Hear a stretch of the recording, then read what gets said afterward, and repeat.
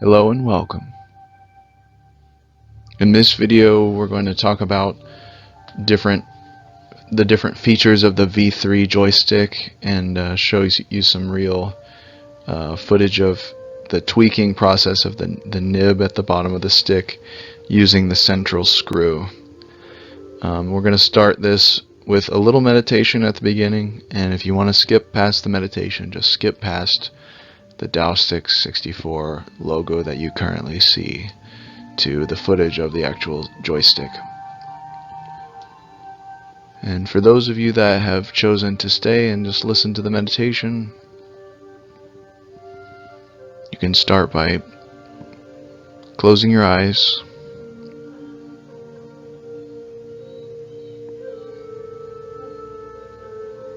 and even doing that is the beginning of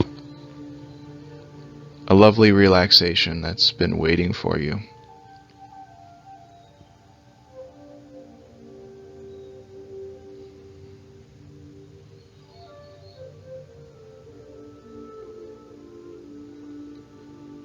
Most of the day we go throughout our comings and goings, our activities, and we look for enjoyment or relaxation in activity.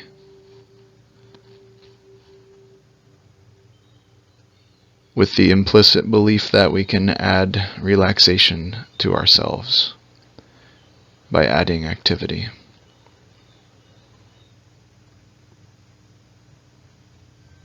This is fine. This is okay and fine to feel this way during the day.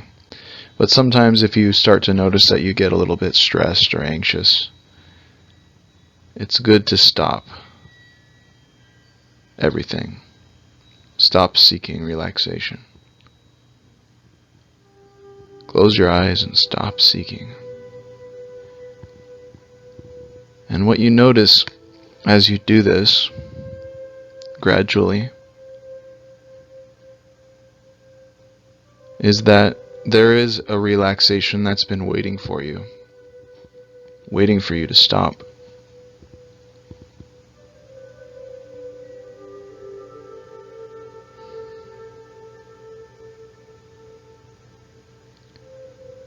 Relatively speaking, maybe the brain is tired, maybe the body is tired, but absolutely speaking, this relaxation is essentially you. It's your nature to be this relaxation. What do I mean?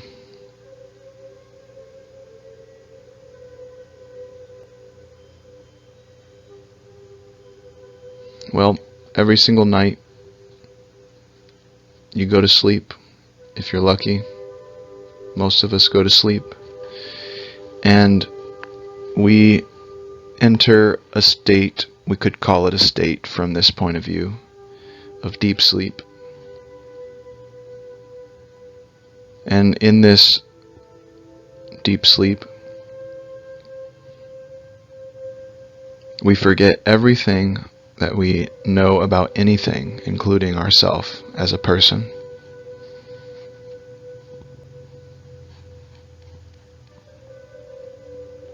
And from this supposed nothing is peace.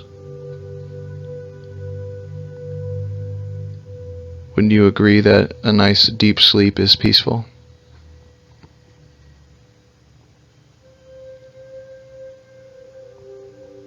So meditation is about bringing that peace of deep sleep to the waking mind. To the waking mind, deep sleep is a state. But the waking mind knows nothing about deep sleep. I can ask you a few questions about deep sleep.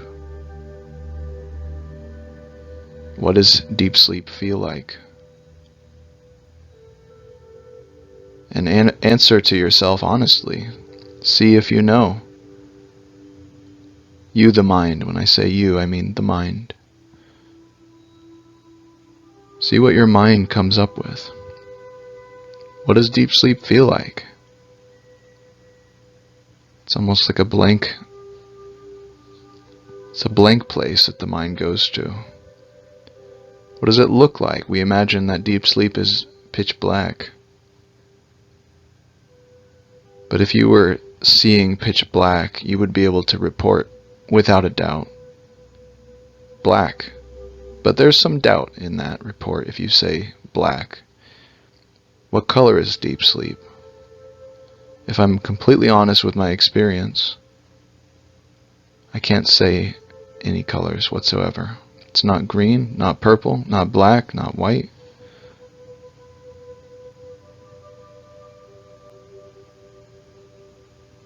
What does it smell like, taste like? Are there any textures?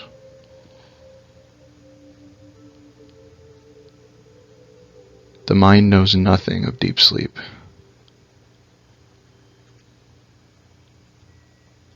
And yet you know deep sleep, so you are not the mind. I can address you as the mind, but you're not essentially your mind, because your mind is exactly the current thought that you're thinking. That's all you know of your mind. You are present when your mind is not. You're always present, in fact, in your own experience.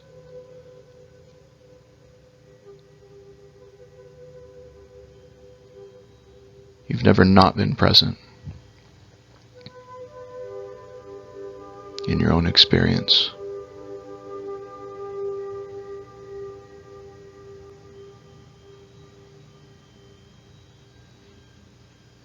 When I say this, you might notice a little bit of relaxation coming over the mind. The mind finds something interesting about itself. It's not really about itself. The mind is an activity. It's noticing pauses. You are noticing pauses in the mind. You are that which is aware. You are more essentially awareness than you are a mind. A mind is something awareness does from time to time.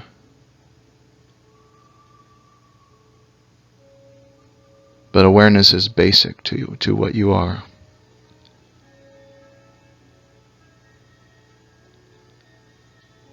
And I don't mean subject-object awareness. So you are in a subject-object relationship with your experience right now. You, awareness, are experiencing whatever you're experiencing. You're experiencing thoughts, feelings, and sense perceptions, the 5 senses.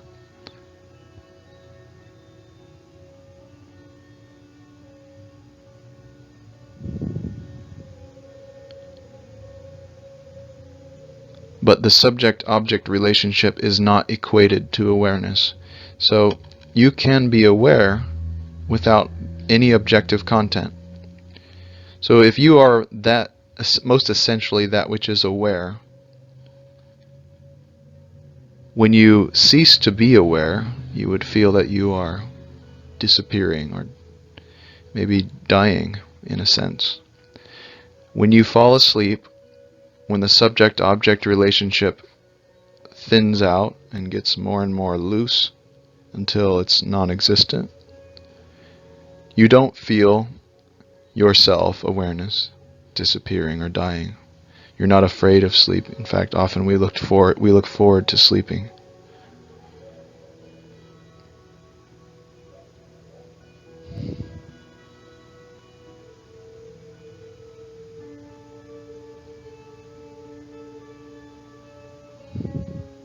And if someone asks you, "Did you sleep well last night?" you can say from your own experience, if you did, yes. And the reason for that is that you are aware during deep sleep.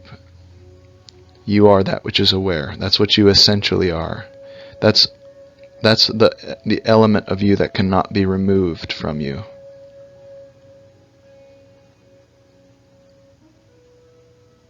You say yes, and yet you have there is no objective content to your deep sleep. Your deep dreamless sleep. If you don't dream, there's no objective content. But peace is a non-objective experience. It's actually when awareness tastes itself, so to speak. Or rather, that the nature of awareness is revealed to awareness.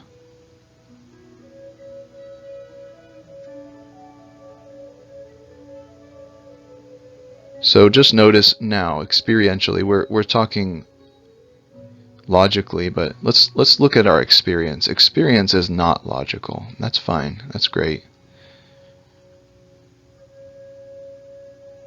Notice everything that you know is appearing. All of the sensations of the body are appearing, moving, changing, and are, so to speak, disappearing or changing beyond recognition. Every little tingle of of a sensation that you're currently feeling is just coming in and out of existence, so to speak.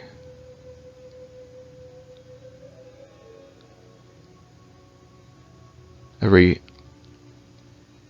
sparkle of sound that you hear is much like this.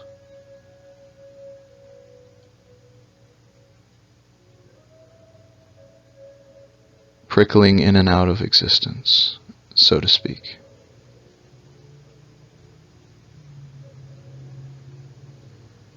Thoughts do this. All objective content of experience is more or less appearing in this on and off vibratory sparkling.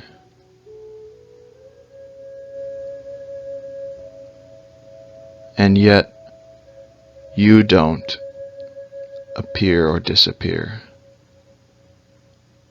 in your own experience of yourself. When I say you, I don't mean you the mind or you the body. I mean you, that which is understanding these words, that which is aware.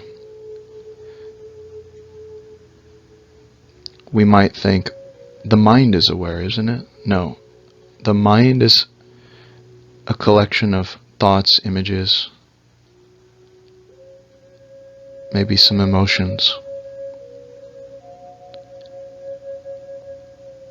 You are aware of these. These are not doing the awareness. So thoughts do not do awareness. Feelings do not do awareness.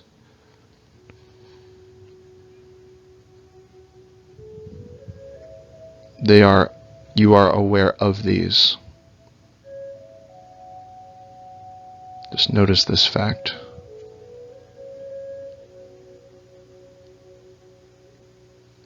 When thoughts vanish, as they do instantaneously, you are still aware. As feelings prickle and vibrate into other forms and shapes, you are still aware.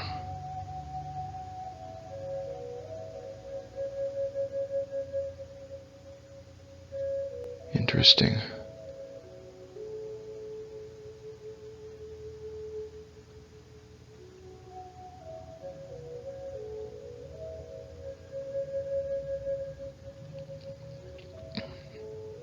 Awareness is not appearing or disappearing. Appearances and disappearances give us the illusion of time. Awareness does not travel through the time of the objective content of experience.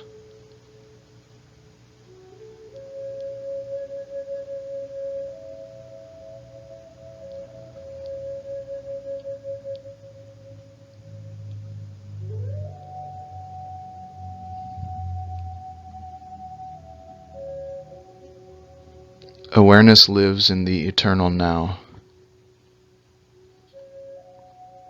Not eternal, meaning forever lasting in time, endless time. Eternity means, from the Latin, out of time, not in time, beyond time.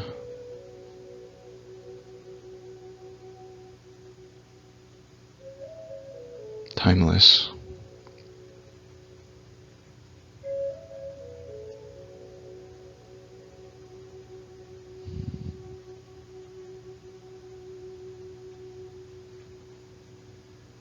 As you draw the qualities of yourself, your true self, to the forefront of your experience, it is inevitable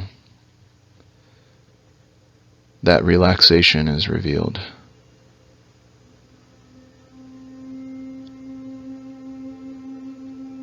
Peace or relaxation is your nature. And that nature can be covered up by believing yourself to be one of your manifestations. But you never ever become what you are aware of. You can only seem to be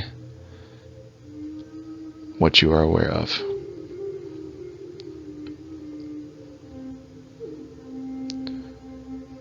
So, nothing true can be said about awareness. So what I just said is relatively true. But now I'm going to turn it inside out.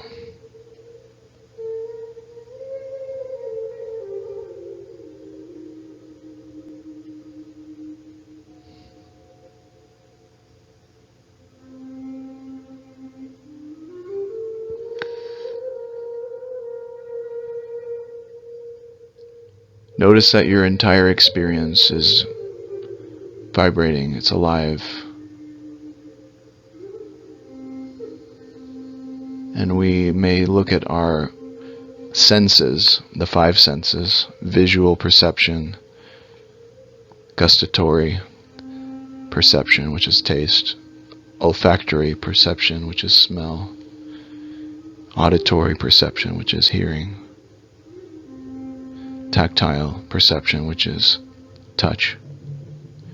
We may look at this and say, there is a world that's physically existing separately from myself. Myself being a mind in a body, or a soul in a body. But notice all you know of this physically, objectively existing world is vibratory experience.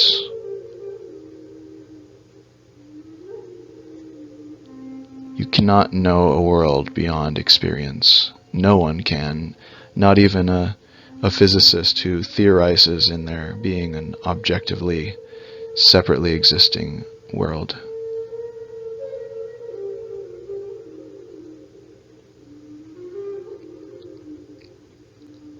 If you were dreaming this scenario,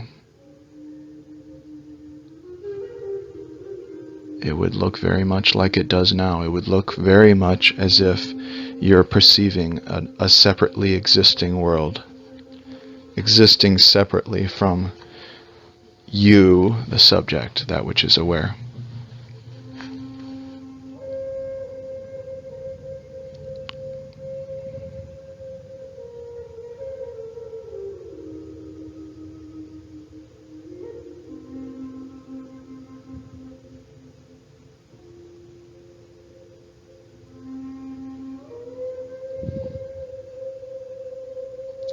You may have heard that you may have heard it said that the world is an illusion. This does not mean that it is not real. An illusion is simply something that is not what it seems to be.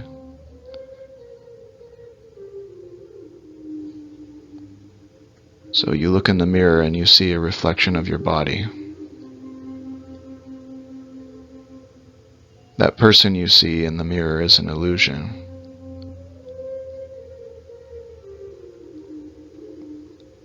Every illusion has a reality, so there is no such thing as an illusion hanging in nothingness. An illusion has to be based on something that's real. So your dreams are, relatively speaking, illusions. The reflection in the mirror is an illusion. The reality of the reflection in the mirror is the mirror, the glass, the reflective glass that you see. You reach out your hand and you touch it and you feel the cold glass. You don't feel a warm hand.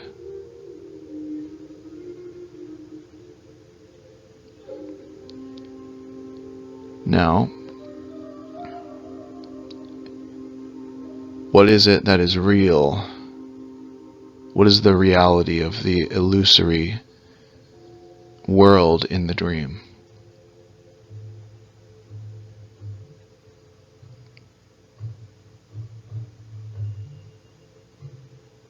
If you were dreaming this experience, it would be showing up like it is now. There would be moving, changing content of experience. If you were able to focus on aspects of your experience, you would notice this tingling, vibrating, sparkling, on and off vibration of experience.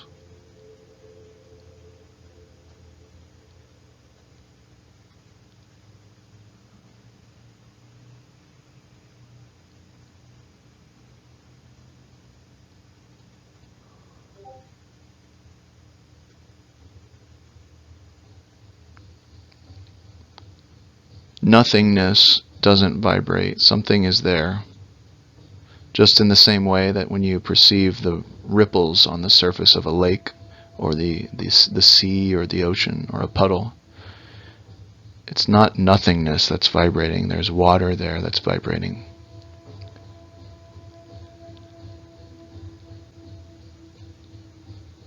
There is an essence that moves to create experience. We think of this essence as being physical matter, but actually we never experience physical matter. When we say physical matter, we mean something that exists beyond experience, more or less. Now, the concept of matter is helpful, but we never experience anything beyond experience.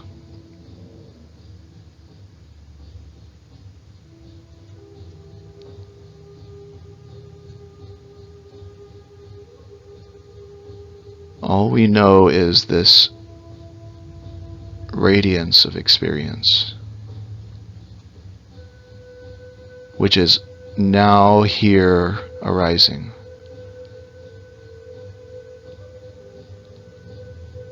All metaphysical assumptions are thoughts that may or may not be appearing right now.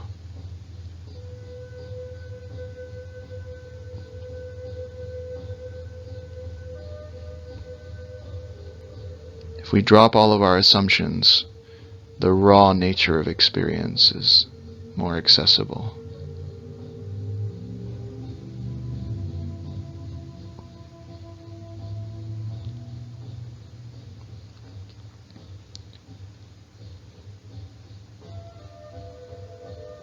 So just notice right now that you are aware. You are that which is aware. You are that which is knowing.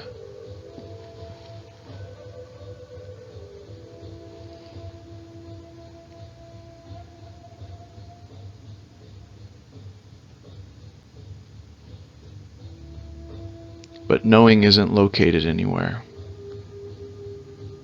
Knowing is not located in the sensations of the head. Knowing is that which is aware of these sensations. Knowing is aware of the sensations of the body. Knowing is aware of thoughts coming and going, these words prickling in and out of apparent existence.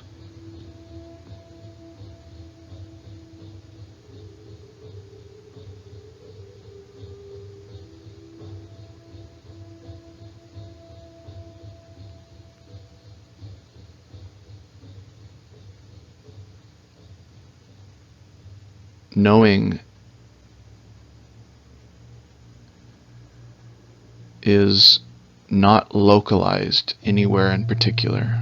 Awareness is not localized anywhere in particular. Do an experiment, look for awareness, the subject. And what you'll notice is that the mind, or attention rather, will focus on particular sensations, but a sensation is not awareness. Awareness is aware of this sensation.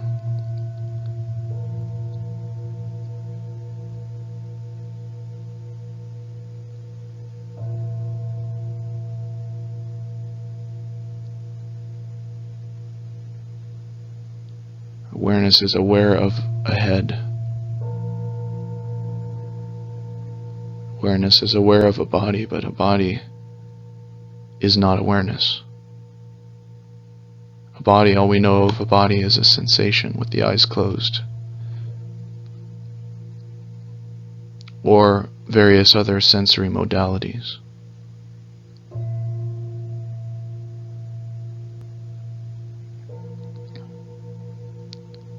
Could it be that experience is taking place inside awareness, as it were? Like ocean waves appearing, relatively speaking, in the ocean.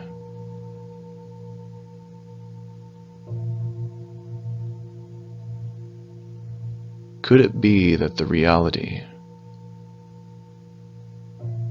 which creates the illusion of what we see,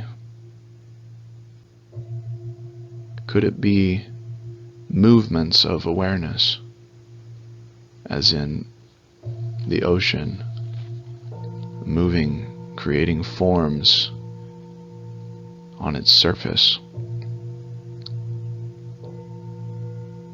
Isn't that what happens when you dream? Awareness within its own essence vibrates, moves, disturbs itself.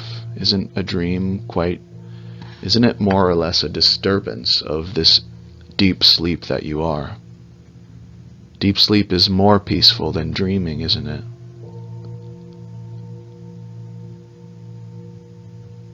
Every sensation, every experience could be called a disturbance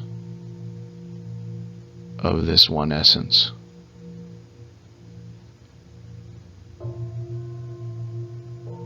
You can return to this experience anytime you want, because it's always available. You are always available to yourself for exploration. You, awareness. Experience is eternally available for exploration, whether it be objective or non-objective.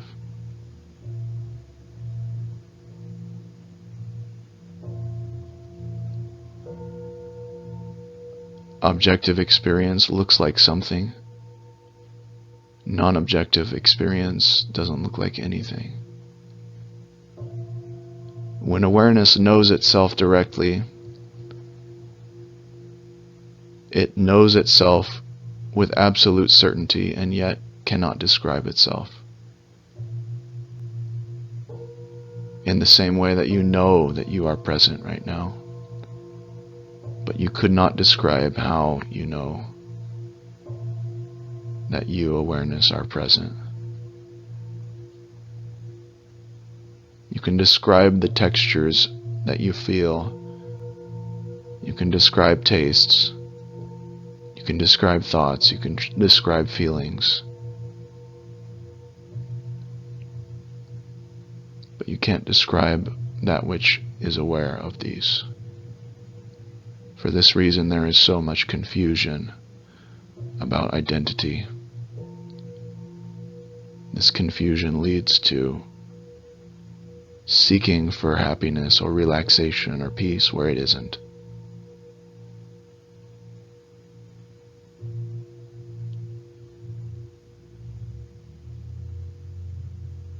You,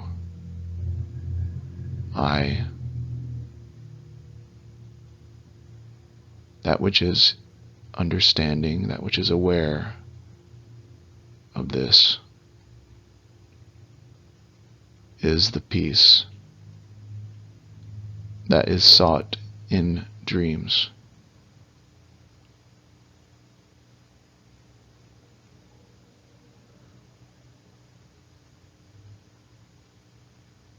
The more you return to yourself and taste this peace, and the more this experiment is self-confirmed,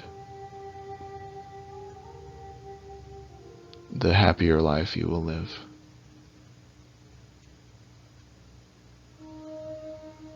When in doubt, check your experience.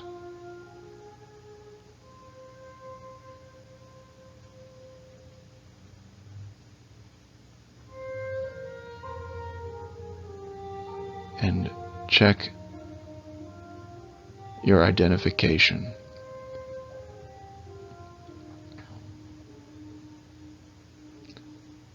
If you come to believe yourself to be a mind locked in a body, you will inevitably fall into this pattern of seeking peace where it is not. Peace is exactly here and now, and is exactly what you are. Deep sleep is not a state of the mind. Deep sleep is a revelation of your inherent nature. And meditation likewise is this same revelation with objective content playing out.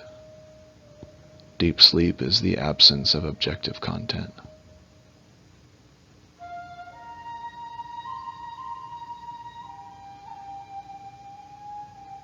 When you look at experience and you only see its reality, this is meditation. When you look at the waves and you only see the ocean, this is meditation.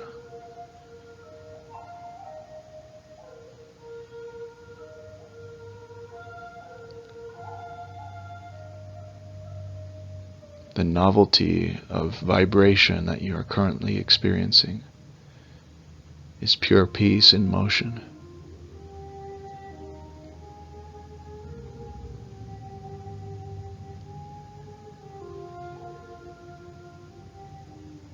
And in this way, the purpose of creation, you could say,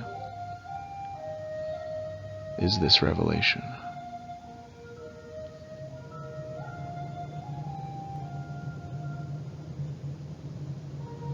The world, the body, the mind are the shining forth of this eternal peace that is identical with I.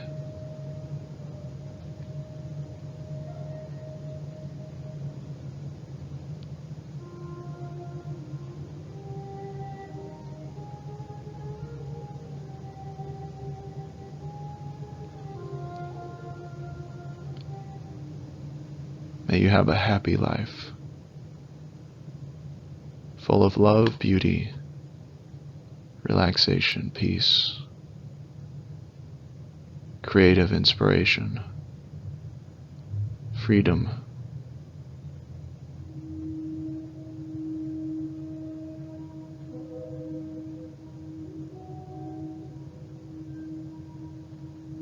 May you see your life as an outpouring of this eternal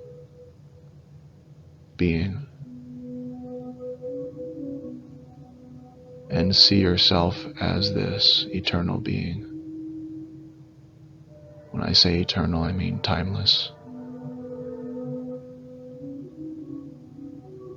Blessings to you. Now on to the tutorial.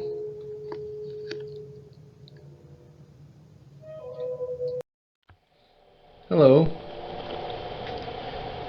So I'm just going to do a little mini tutorial about the operation and use of the V3 steel Joystick. So the stick has an internal screw that you can access from the outside of the joystick with a tool. This is just a hex key and Allen wrench, and the screw is inside the joystick, and I've just felt, you can kind of feel the key or the Allen wrench fitting right into the slot of the screw. Let me just show you what the screw looks like.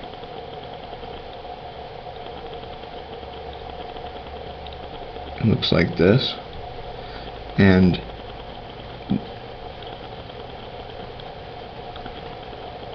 the Allen wrench fits into the bottom of this screw, like so. And you can use the Allen wrench to adjust the nib height. So this current stick does not have a nib in it, but you can see the screw is pushing down as I tighten the screw, or if I loosen, it goes the other way, like so. And you can use any nib that is 3/32 inches in diameter. That would include the spherical Retech nibs, the spherical ball bearings from Retech, or you can get those on McMaster-Carr, like a pack of 50s, like $14 right now. Teflon is what I recommend more than anything, but you can experiment with other materials. That's what's so great about this stick, is that you're not limited to a particular design of nib. You can use basically anything that will fit snugly in that hole. Another nib that I have really become fond of is this nib. It is a cylinder made of Teflon, and it kind of mimics the feel of the OEM stick, but it's more slippery, and it's very durable. So these cylindrical nibs, I found them to last quite a long time. And I cut them by hand, but I use a special jig that allows me to cut them pretty square. But if you'll notice, sorry, there's a little dust on my finger. If you notice, when you look at it,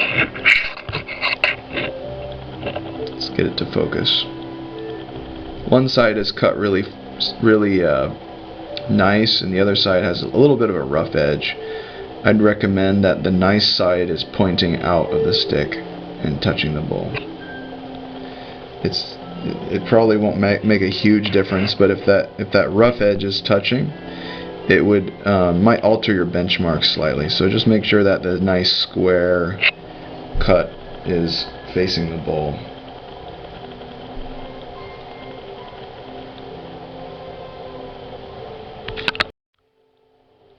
Okay, so now I put the cylindrical nib into this stick, and I'll just show you how the nib height can change. And you can do this to dial in your stick just perfectly while it's installed into your module. While it's already in your controller, you don't have to tweak it with the module open and out of your controller. You can just. So I'm pushing down on it just to show you that when the nib, with the cylindrical nibs, they're very safe to use, because if I was to remove the screw, or just to take it out so that it's no longer pressing into the into the nib, the nib will still be sticking out a certain amount. So it's not going, you're not going to scratch your bowl if you accidentally loosen your screw. But what happens as you tighten the screw, I haven't made contact yet, so it's not doing anything yet.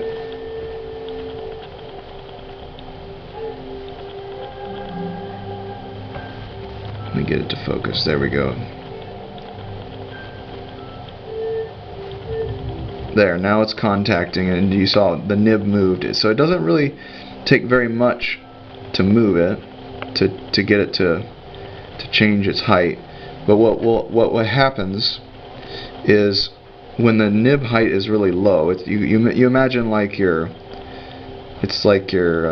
shortened the radius between the center of the sphere of the stick to the end, and if that radius is shorter than the intended radius of the bowl, and if the stick drops down into the module, it's going to feel a little bit more loose.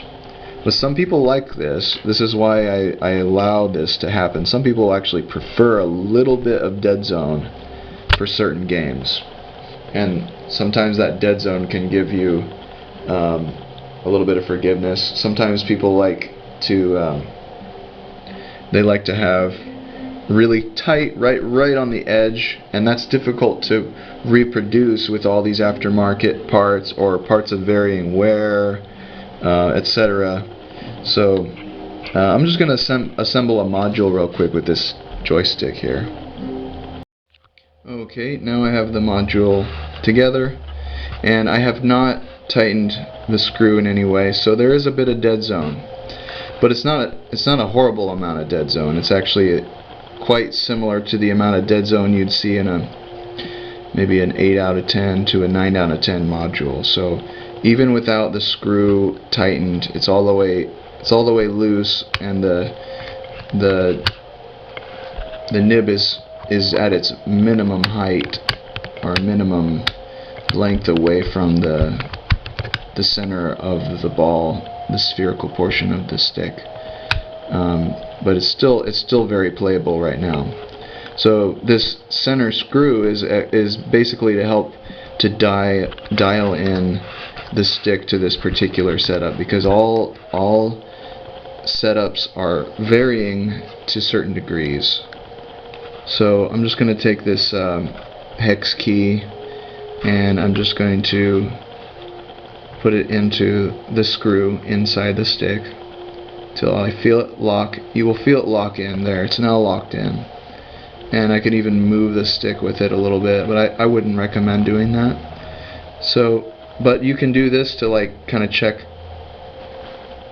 okay, there's some looseness, and I don't want, let's say I'm a player that I prefer a little tension, like a little bit of as minimum dead zone as possible, which a lot of people prefer. See, now the dead zone has gone away. I'm just going to bring it back. I'm going to push down on it just to make sure that nib is in, and it's right on the edge of not having any dead zone and right on the edge of having it. So it's just a very, very fine movement.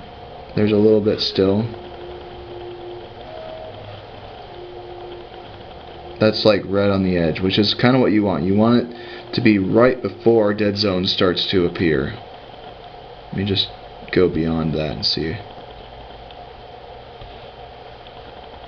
And what you'll notice is it'll get stiff if you go too far. So you just kind of dial it in. Now that is not stiff. That's nice.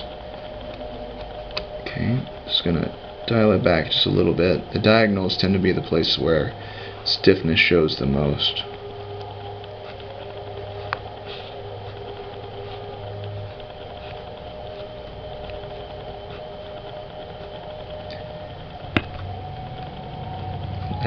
I push down on it every time I loosen the screw, just to make sure that the nib has gone into the stick. Let's see where we're at.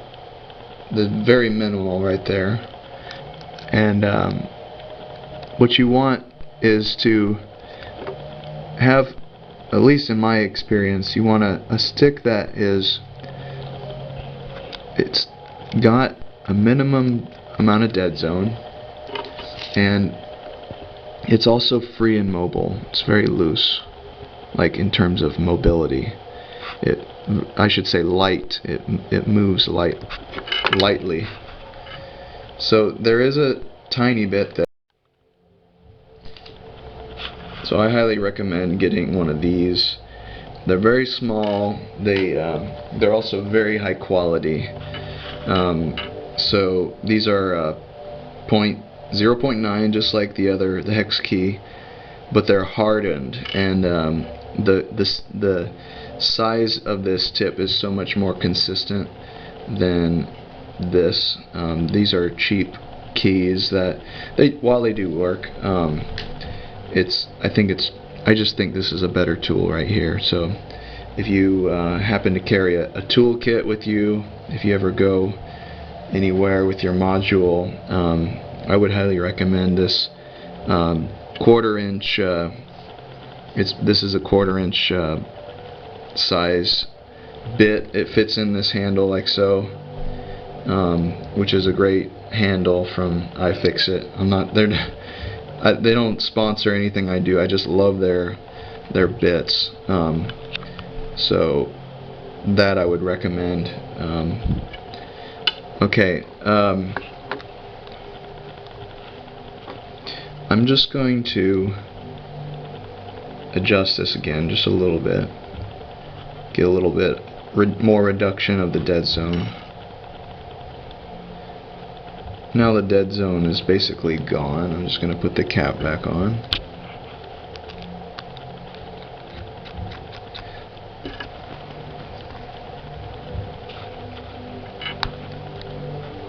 Okay.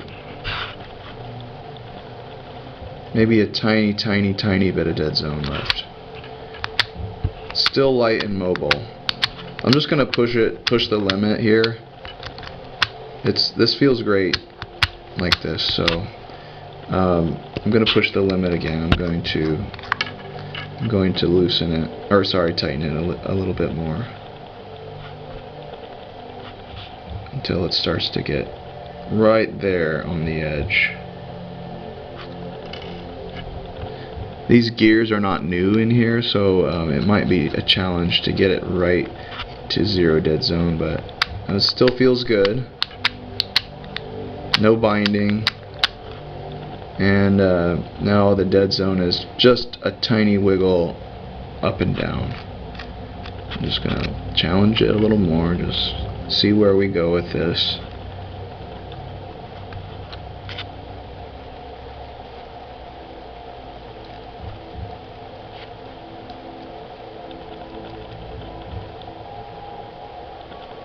There, just a little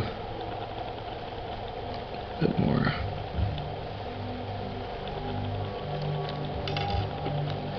I'm probably only turning it maybe 5 degrees every time. If the circle was 360 degrees, if that was one turn, I'm only turning it about 5 degrees. So now the dead zone is gone. I can't. I'm basically moving let me hold the module still. I've gotten rid of the dead zone now. And now it still feels mobile. There's no catching. Nice and light. So basically I can get rid of dead zone and completely have a loose mobile, not loose, a light mobile movement of the stick, which is good. So let me explain now a little bit about the ball nibs. Another thing about this joystick, which is great, is the versatility. So I can use ball nibs with this stick. So we're gonna back the screw out so that this nib goes in. And as you can see, the hole is deep enough to actually have the nib go all the way in. So you definitely don't want to if you're using a ball nib, don't don't back your screw off all the way. Just back it off enough so that the ball is sticking out just slightly out of the joystick. That's a good starting point. It'll feel loose like this, but as you get it more like so, it will feel pretty dang good, and it'll be quite similar to the Retech sticks, but better in feel, because the Retech sticks, in my opinion, were not calibrated. The radius to the tip of the nib was not calibrated properly, and I think a lot of them were calibrated to being too long between, this radius was too long, and it was jamming the spherical part. I call this the sphere of the joystick. The sphere was jamming into the gate, and it was causing binding in a lot of cases. But with this, you can have that ball bearing, which rolls. In this case, it rolls like a ballpoint pen, and it reduces friction even more. So you can, if you play a fast game, or if you like fast movements, the cylindrical nib is very fast. It's already fast. It's Teflon with Teflon grease on polished stainless, so it's already great. But if you want to experiment with the ball nibs, I do provide some ball nibs for you to mess with, but just be careful with them, and just realize that if you back the screw off all the way, you could scratch your bowl with the stick. Okay, that's just one warning. Okay. Another thing I'll say about the ball nibs is, or any nib in general, if you want to get the nib out of your stick, it's very easy. You just take this. First, you have to take your stick out in order to get the nib out, but you just tighten the screw until the nib falls out.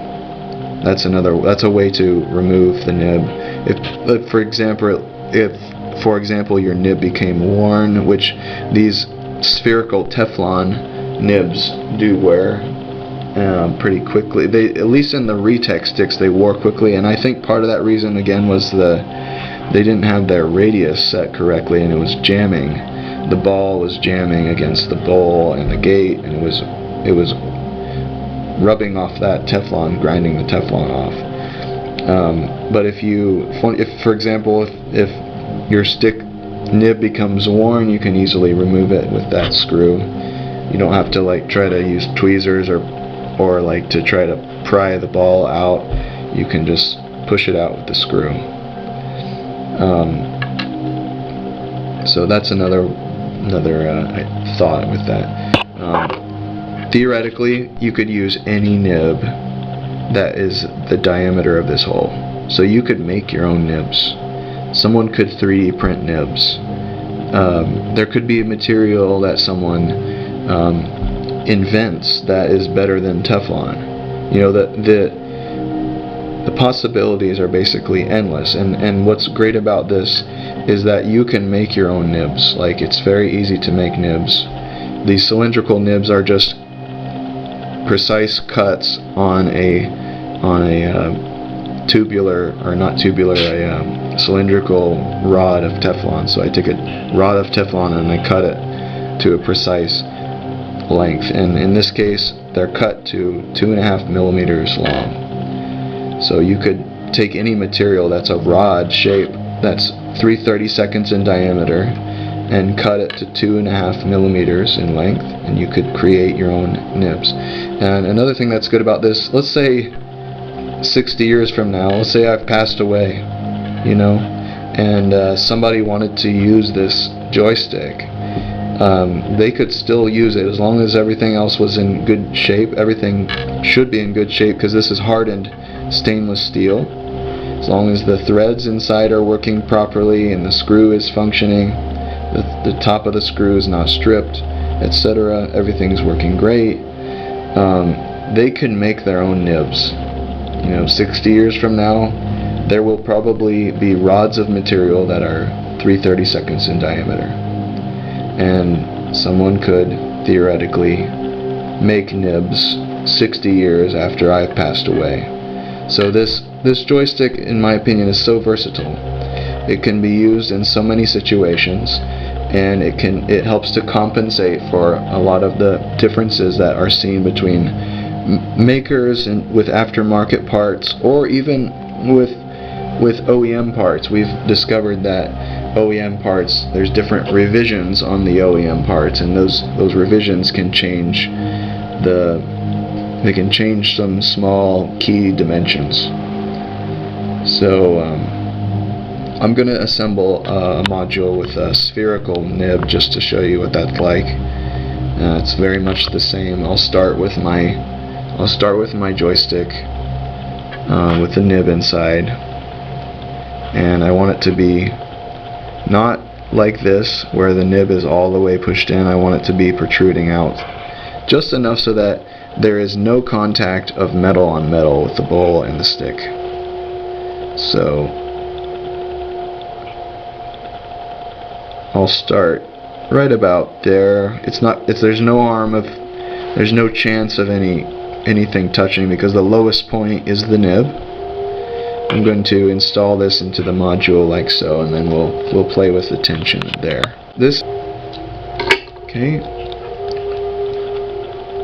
There we go. It's got some looseness as expected, but it moves nicely, and maybe feels a little bit less, even less friction, because the point of contact with the bowl is smaller with the spherical nib. Now we're going to do the same thing. We're just going to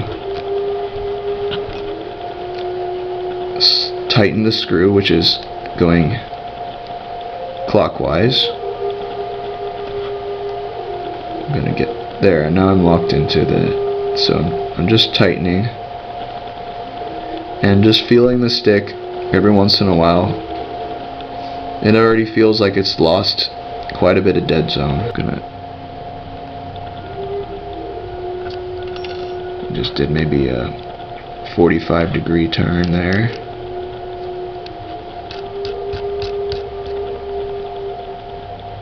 Now it's gone. And it feels very light.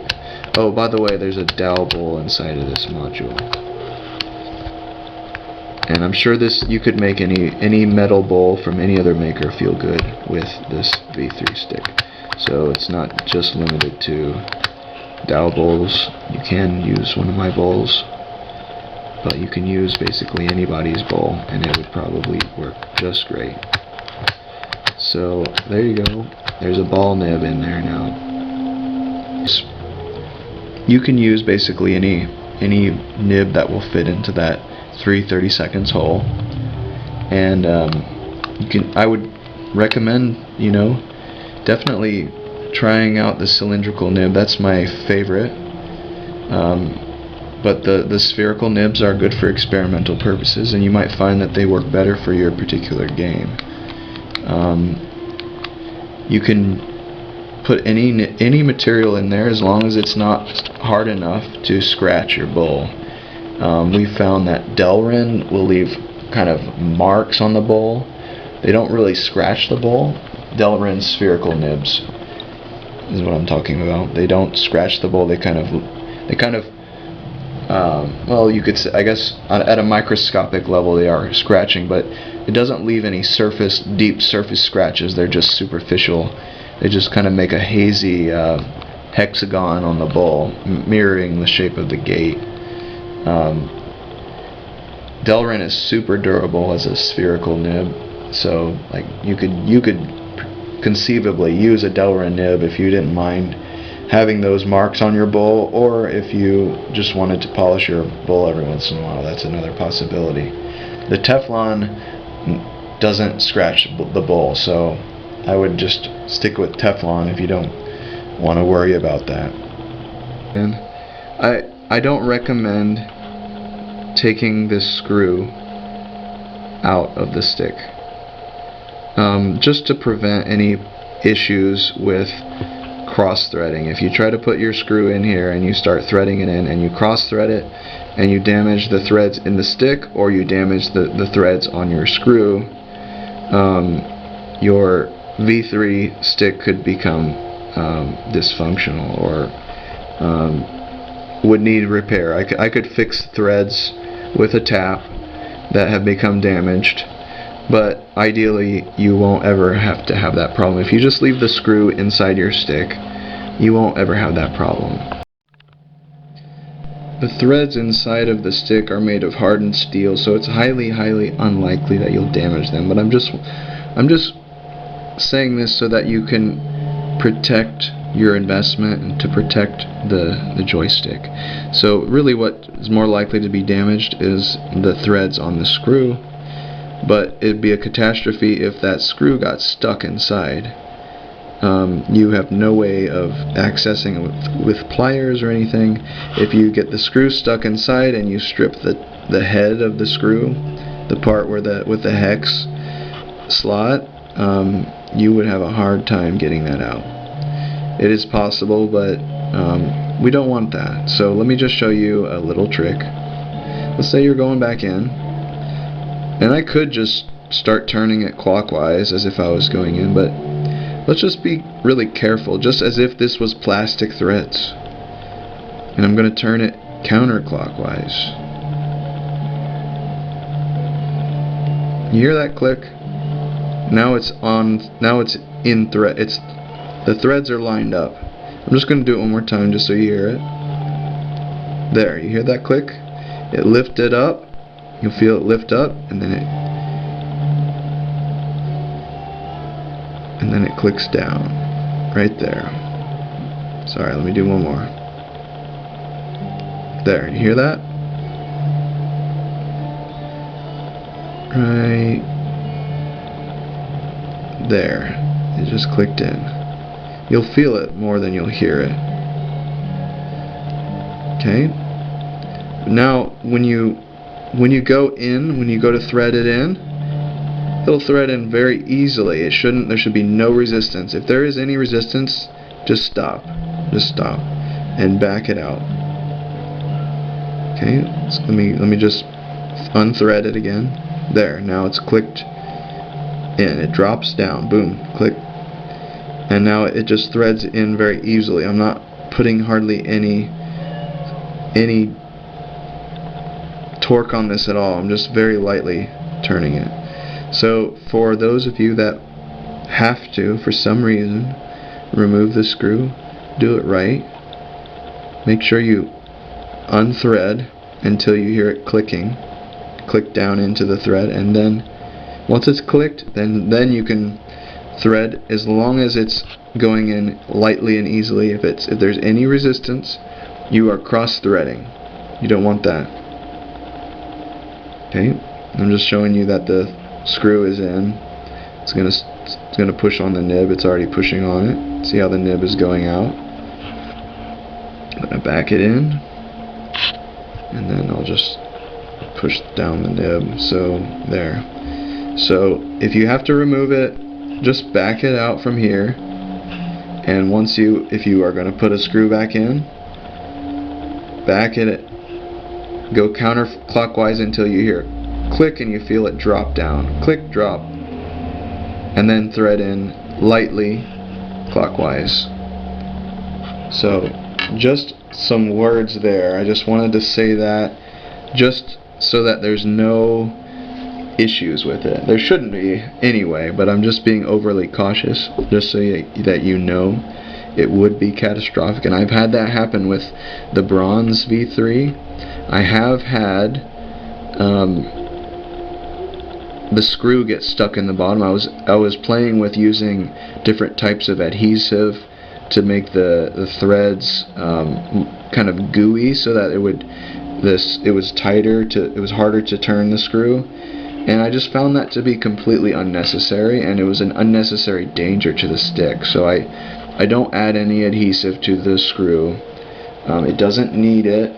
It will stay in position. Some people might think, oh, if I'm playing, and will the vibration on the nib cause the screw to loosen or tighten over time? That will not happen, because there isn't any play here in this hole. there's not any play for the nib. It cannot move. It can't wiggle side to side in there, and it doesn't wiggle the screw. The screw isn't being moved by the nib. There's just sorry, my camera went out of focus.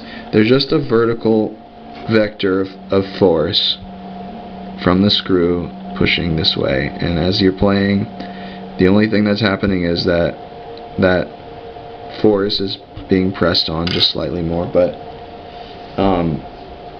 the threads inside the stick are hardened. You don't have to worry about them being damaged by playing. Everything is set up exactly how I feel it should be for a very, very, very long-lasting joystick. So I hope you enjoy playing with these, and I hope you are all, if you're speedrunners, I hope you're getting personal bests, and if you're a tournament player, or if you play casually with your friends like Super Smash Brothers, I hope you win some really good battles with this stick. I hope you guys have a lot of fun with them, because that was the whole reason they were produced, was for fun. We're all having fun doing this, so let's enjoy ourselves. Thank you. So I hope this video was very informative and interesting, and I hope you thoroughly enjoy the rest of your life. Thank you, and don't forget to relax, because you're dreaming.